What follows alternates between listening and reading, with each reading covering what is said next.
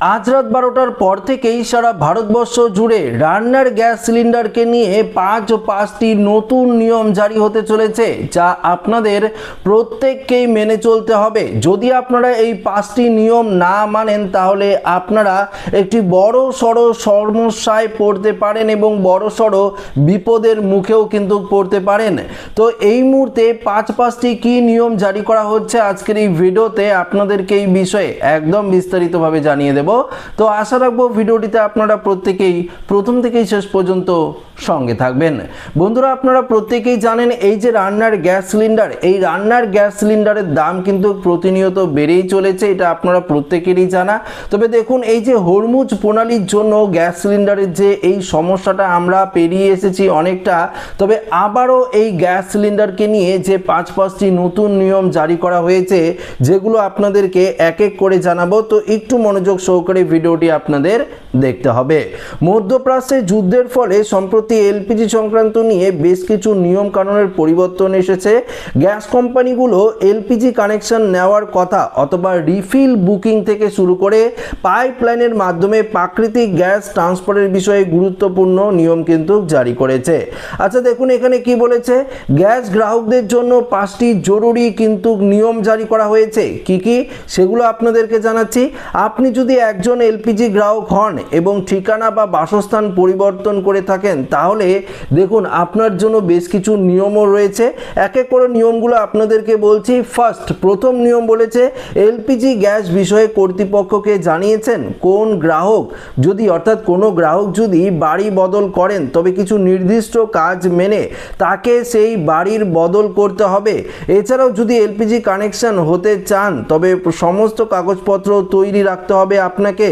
এই নিয়মগুলো সঠিকভাবে মেনে চললে গ্রাহকরা ভালো ও সহজ পরিষেবা পাবেন। তো বন্ধুরা, বুঝতেই পারলেন, যদি আপনার একদম মনোযোগ সহকারে দেখবেন, শুনবেন বিষয়টি, যদি আপনি আপনার ঠিকানা পরিবর্তন করেন, বাড়ি পরিবর্তন করেন, সেক্ষেত্রে কিন্তু আপনাদের গ্যাস সিলিন্ডার কিন্তু ট্রান্সফার করতে হবে, সমস্ত কাগজপত্র নিয়ে কিন্তু গ্যাস অফিসে জমা দিতে হবে। দ্বিতীয়ত বলেছে, বাড়ি বদলের আগে গ্যাস এজেন্সিকে আপনার সবার আগে জানাতে হবে। প্রথমে কানেকশন ট্রান্সফারের জন্য আবেদন করতে হবে।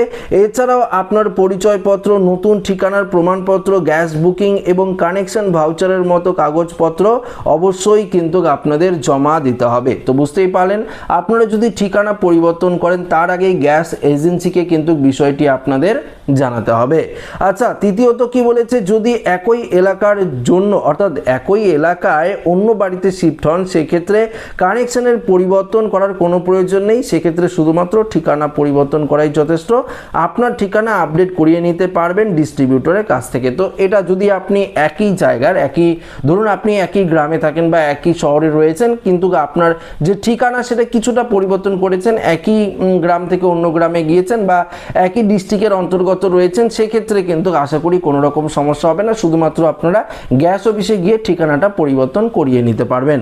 আচ্ছা, 4 নম্বর বলেছে, নতুন ঠিকানাটি অন্য কোন গ্যাস এজেন্সির পরিষেবা এলাকার মধ্যে পড়ে তা ঠিক হলে বর্তমান এজেন্সি থেকে এটি ট্রান্সফার অর্থাৎ টার্মিনেশন ভাউচার সংগ্রহ করতে হবে। এই ডকুমেন্টসটি নতুন গ্যাস এজেন্সি থেকে নেওয়ার জন্য ব্যবহার করতে হবে। ট্রান্সফার প্রক্রিয়া সহজ করার জন্য প্রয়োজনীয় ব্যক্তিগত নথি ও পুরনো গ্যাস এজেন্সির দেওয়া তথ্য কিন্তু অবশ্যই আপনাদের জমা দিতে হবে।